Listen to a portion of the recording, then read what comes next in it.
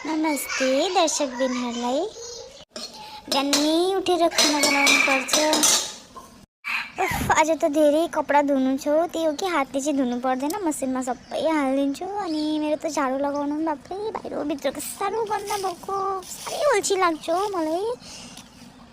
फेरि मेरो सासू यस्तो छुच्ची छ नि, फेरि गुन्द्रुक चाहिँ आजै हाल्नु भनेर मलाई यत्रो काम भएको टाइममा गुन्द्रुक त हालिहाल्यो। फेरि यहाँ दाना काट्नु, दाना बनाउनु, दानाको चाहिँ आगो सबै निभिसकेछ र फेरि आएर यहाँ दानामा आगो जलाउनु आगो, दाना त पाकेकै छैन रहेछ, आगो चाहिँ सबै निभेर यहाँ। हे भगवान्, मेरो कपडा हेर्नु सक्नुहुन्छ, हेर्नु सबै दागी लगेर, जति पनि माइतबाट दिएको साडीहरू थियो मेरो पास, नयाँ नयाँ नयाँ साडीहरू भएको सबै दागी लागेर नि खत्तम, बुहारी चाहिँ नहुनु रहेछ हो।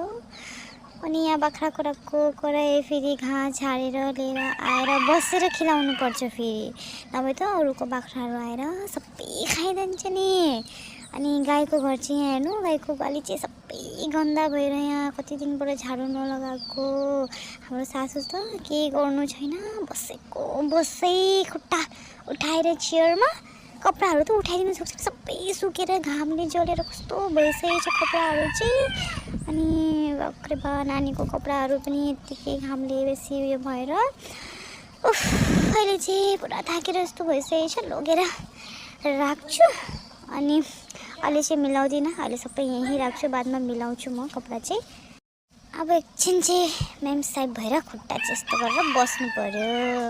मैले चाहिँ अहिले पुरा मुला चबाइराखेको छु, किनभने मलाई चाहिँ मुला चबाउनु साह्रै राम्रो लाग्छ। यसले मलाई गाउँमा चाहिँ सबैले मुला बुढी भनेर भन्छ हो।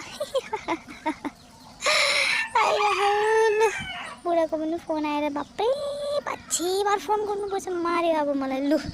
लु अब भिडियो सिडियो एकछिन कहिले कहिले त रिल्स पनि बनाउँथेँ, अब त त्यो पनि छैन, अब माऱ्यो मलाई। मोबाइलै बन्द गरिदिने हो न के हो, माऱ्यो।